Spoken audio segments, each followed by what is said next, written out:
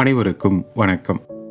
யாரெல்லாம் தன்னோட வாழ்க்கையில நிம்மதியே இல்லை, எனக்கு மட்டும் ஏன் இப்படியெல்லாம் நடக்குது, என்னை விட எப்படி மற்றவங்க எல்லாம் ரொம்ப சந்தோஷமா இருக்காங்க அப்படின்னு நினைச்சு ஒரு குழப்பத்தில் இருக்காங்களோ, அவங்களுக்காகத்தான் இந்த ஜென் கதை. இந்த கதை புத்தரின் தம்மபதம் சீர் 334 சொன்ன பாடலை அடிப்படையாக கொண்டது. இந்த கதையை முழுசா கடைசி வரைக்கும் கேளுங்க.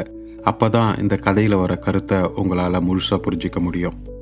தம்மபதம் சீர் 334 சாரம்.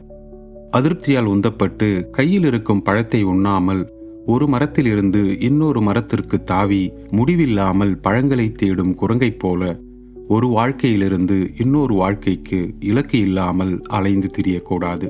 இப்போ கதைக்கு போவோம். முன்னொரு காலத்துல ஒரு காகம் வாழ்ந்துகிட்டு இருந்தது. அந்த காகத்துக்கு அதோட வாழ்க்கையை நினைச்சாலே ரொம்ப சோகமா இருந்தது. ஒரு நாள் ஒரு மரத்தோட கிளையில உட்காந்துக்கிட்டு இருந்த அந்த காகம் ரொம்ப அழுதுகிட்டே இருந்தது. அதே மரத்துக்கு கீழே ஒரு ஜென் துறவி தியானம் செய்துகிட்டு இருந்தார். இந்த காகம் அழுதுகிட்டே இருந்ததுனால அதனோட கண்ணீர் வழிந்து மரத்துக்கு கீழே தியானம் பண்ணிக்கிட்டு இருந்த அந்த துறவின் கண்ணங்கள்ல பட்டு அவர் கண்ணை முழிச்சு பார்க்கறாரு. அழுதுகிட்டே இருந்த அந்த காகத்தை பார்த்த அவர் அதுகிட்ட, என்னாச்சு, ஏன் இப்படி அழற அப்படின்னு கேட்ட உடனே யாராவது கேட்க மாட்டாங்களான்னு காத்துக்கிட்டு இருந்த அந்த காகம், துறவியே, எனக்கு என்னோட வாழ்க்கையை நினைச்சா ரொம்ப கஷ்டமா இருக்கு. என்னை யாருக்குமே பிடிக்கல. மக்கள் எல்லாரும் என்னை பார்த்தா நான் ரொம்ப அசிங்கமா இருக்கேன் அப்படின்னு என்னை துரத்திக்கிட்டே இருக்காங்க. நான் சாப்பிட்றதுக்கு கூட எதுவுமே கொடுக்கறதில்ல. எல்லாருமே என்னை வெறுக்கிறாங்க, நானும் என்னை வெறுக்கிறேன். இப்படி ஒரு வாழ்க்கை வாழறதுக்கு செத்து போவதே மேல் அப்படின்னு பல நேரங்களில் நினைக்கிறேன் அப்படின்னு சொல்லி அழுதுது. இதை கேட்ட அந்த துறவிக்கு ரொம்ப கஷ்டமாயிடுச்சு. உடனே அந்த துறவி அந்த காகத்துக்கிட்ட, இங்க பாரு, நாம எப்போதுமே எந்த சூழ்நிலையிலும் சந்தோஷமா இருக்க கத்துக்கணும் அப்படின்னு சொன்னாரு. அதை கேட்ட அந்த காகத்துக்கு அவர் சொன்னது எதுவுமே புரியல. நான் என்ன சொல்லிக்கிட்டு இருக்கேன், இவர் என்ன சொல்றாரு அப்படின்னு ஒன்றும் புரியாம திரும்பவும் அழ ஆரம்பிச்சிடுச்சு. அதை புரிஞ்சுக்கிட்ட அந்த துறவி காகத்திடம், இங்க பாரு, நீ அழாத, உனக்கு என்ன வேணும் சொல்லு, உனக்கு நான் உதவி செய்யறேன், உனக்கு என்ன வேணும்னாலும் என்கிட்ட கேளு அப்படின்னு சொன்னாரு. அதை கேட்ட உடனே அந்த காகம் ரொம்ப சந்தோஷமாயிடுச்சு. துறவியே, நீங்க எனக்கு உதவி செய்யணும்னு நினைச்சா என்ன ஒரு அன்னப்பறவையா மாத்திடுங்க அப்படின்னு கேட்டுச்சு. உடனே அந்த துறவி சொன்னார், நான் உன்னை அன்னப்பறவையா மாத்துறேன், அதுல ஒரு பிரச்சனையும் இல்லை. ஆனா அதுக்கு முன்னாடி நீ அன்னப்பறவை கிட்ட போய் அதனுடைய வாழ்க்கைய பக்கத்துல இருந்து பாரு. அந்த வாழ்க்கைக்கு நீ தயாரா இருக்கியான்னு பார்த்துட்டு அப்புறமா வந்து சொல்லு, நான் உன்னை அன்னப்பறவையா மாத்துறேன் அப்படின்னு சொன்னாரு. அதை கேட்ட உடனே அந்த காகம் ரொம்ப சந்தோஷமா பறந்து போய் ஒரு அன்னப்பறவைய தேடி பிடிச்சுது. அந்த அன்னப்பறவை ஒரு குளத்துல நீந்திக்கிட்டு இருந்தது. அன்னத்துக்கிட்ட போய் அந்த காகம் சொல்லிச்சு, நீ எவ்வளோ அழகா இருக்க, பால் மாதிரி நல்ல வெள்ளையா இருக்க, எல்லாருக்கும் உன்னை ரொம்ப பிடிக்கும், நீ தான் இந்த உலகத்திலேயே ரொம்ப சந்தோஷமான பறவையா இருக்கணும் அப்படின்னு சொல்லுது. அதை கேட்ட உடனே அந்த அன்னப்பறவை காகத்துக்கிட்ட ரொம்ப சோகமா முகத்தை வச்சுக்கிட்டு, இல்லை நண்பா, நான் சந்தோஷமா இல்லை. இந்த உலகத்துல எத்தனையோ அழகான வண்ணங்கள் இருக்கு, ஆனா அதுல ஒரு வண்ணம் கூட எனக்கு இல்லையே. என்னை பொறுத்த வரைக்கும் வெள்ளை நிறம் அப்படிங்கிறது ஒரு வண்ணமே இல்லை அப்படின்னு சோகமா சொல்லுது அந்த அன்னப்பறவை. மேலும் நான் நினைக்கிறேன், இந்த உலகத்திலேயே பஞ்சவர்ண கிளி தான் ரொம்ப சந்தோஷமான பறவைன்னு. அது எவ்வளவு வண்ணமயமா இருக்கு, அதை நீ பார்த்துருக்கியா அப்படின்னு ஒரு விரக்தியான மனநிலையில அந்த அன்னப்பறவை அந்த காகத்துக்கிட்ட கேட்குது. இதை கேட்ட காகம், ஓ அப்படியா அப்படின்னு அந்த இடத்த விட்டு கிளம்பி ஒரு பஞ்சவர்ண கிளிய தேடி போச்சு. ஒரு பஞ்சவர்ண கிளிய தேடியும் கண்டுபிடிச்சு அதுகிட்ட போய் அந்த காகம், கிளியே, நீ தான் இந்த உலகத்திலேயே ரொம்ப வண்ணமயமாகவும் ரொம்பவும் அழகாவும் இருக்க, நீ தான் இந்த உலகத்திலேயே ரொம்ப சந்தோஷமான பறவையா இருக்கணும் அப்படின்னு சொல்லுது. அதை கேட்ட அந்த கிளி ஒரு விரக்தியான சிரிப்போட, இல்லை நண்பா, நான் சந்தோஷமா இல்லை. மக்கள் எல்லாரும் கிளிகளை பிடிச்சு கூண்டுக்குள்ள போட்டு அடைச்சிடுறாங்க.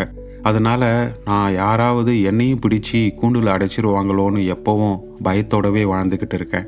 என்னை பொறுத்த வரைக்கும் இந்த உலகத்திலேயே ரொம்ப சந்தோஷமான பறவைனா அது மயில் தான். என்னை விட பெருசா ரொம்ப வண்ணமயமா இருக்குது அந்த மயில்.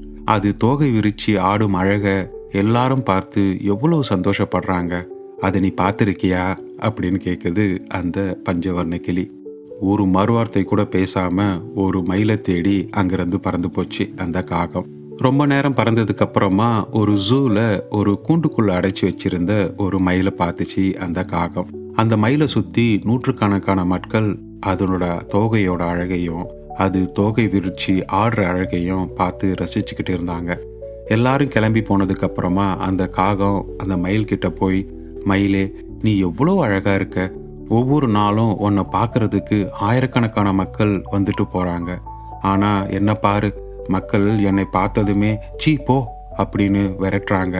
இந்த உலகத்திலேயே நீ தான் மிகவும் சந்தோஷமான பறவையா இருக்கணும் அப்படின்னு அந்த காகம் சொல்லுது.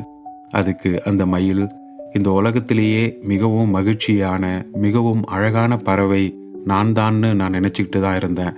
ஆனால் என்னோட அழகுனால தான் நான் இந்த ஜூவில் மாட்டிக்கிட்டு இருக்கேன். மக்கள் எல்லாரும் அவங்களோட பொருட்களை இன்னும் அழகுபடுத்தணும் அப்படிங்கிறதுக்காக என்னோட இறகுகளை பிச்சு என்னை மிகவும் காயப்படுத்துகிறாங்க. நண்பா, நானும் சந்தோஷமா இல்லை அப்படின்னு அந்த மயில் சொன்னதும் அந்த காகத்துக்கு ரொம்ப ஆச்சரியம். அப்புறம் அந்த மயில் கிட்ட, உன்னை பொறுத்த வரைக்கும் இந்த உலகத்திலேயே யார் மகிழ்ச்சியா இருக்காங்கன்னு நினைக்கிற அப்படின்னு கேட்குது அந்த காகம். அதுக்கு அந்த மயில், நண்பா, நான் இந்த ஜூ முழுவதும் சுற்றி பார்த்துருக்கேன். நான் எல்லா பறவைகளையும் எல்லா விலங்குகளையும் இந்த ஜூவில் அடைச்சி வச்சிருக்கிறத பார்த்துருக்கேன். ஆனால் இது வரைக்கும் ஒரு காகத்தை கூட கூண்டில் அடைச்சி வச்சிருக்கிறத நான் பார்த்ததே இல்லை. உண்மையை சொல்லணும்னா பல நேரங்களில் நான் மட்டும் ஒரு காகமாக பிறந்திருந்தேன்னா எவ்வளவு சந்தோஷமா சுதந்திரமா இந்த உலகம் முழுவதும் பறந்துகிட்டு இருந்திருப்பேன் அப்படின்னு நினைச்சிருக்கேன். காகங்களை பார்த்து பொறாமப்பட்டு இருக்கேன். ஆனா நீ என்னடானா நான் சந்தோஷமா இருக்கேன்னு சொல்ற அப்படின்னு சோகமா சொல்லிச்சு. அதை கேட்டதும் அந்த காகம் மயிலுக்கு நன்றி சொல்லிட்டு அங்கிருந்து பறந்தது. வாழ்க்கையிலேயே முதல் முறையா அந்த காகம் காகமா இருந்ததுக்காக ரொம்ப சந்தோஷப்பட்டுச்சு. அந்த மகிழ்ச்சியோடவே அந்த துறவி கிட்ட போய், துறவியே, நீங்க என்ன வேற யார் மாதிரியும் மாற்ற தேவையில்லை. நான் காகமாவே இருந்துடுறேன். நான் என் வாழ்க்கையில எனக்கு கிடைச்சிருக்கிற வரங்களையும் ஆசீர்வாதங்களையும் உணர்ந்துட்டேன். இனிமேல் என் வாழ்க்கையின் ஒவ்வொரு நொடியையும் ரசித்து ரொம்ப சந்தோஷமா வாழ்வேன் அப்படின்னு சொல்லிட்டு துறவிக்கு நன்றி தெரிவித்து விட்டு அங்கிருந்து மகிழ்ச்சியாக காற்றில் பறந்தது அந்த காகம். நண்பர்களே, நம்மோட வாழ்க்கையில பார்த்தோம்னா நமக்கும் இதே பிரச்சனை தான். தேவையில்லாமல் அடுத்தவங்களோட நம்மளை கம்பேர் பண்ணி அவங்கள விட நாம் மோசமாக இருக்கிறோம் அப்படின்னு நினச்சி நாம் சோகமாயிடுறோம்.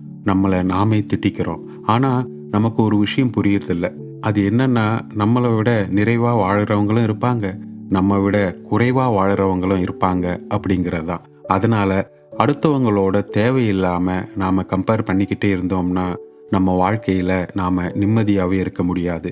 இந்த உலகத்தில் ரொம்ப மகிழ்ச்சியாக வாழணும்னு நினச்சா முதல்ல நம்மக்கிட்ட என்ன இருக்கோ அதை முழு மனதோட சந்தோஷமாக ஏற்றுக்க பழகிக்கணும். இருக்கிறதுக்கு மேலே இன்னும் வசதிகள் சௌகரியங்கள் வேணும்னா அதை அடைய தேவையான வழிகளை கண்டுபிடிக்கணும். அதை நோக்கி தன்னம்பிக்கையோட உழைக்கணும். பின்பு வெற்றி பெறணும், இல்லையா?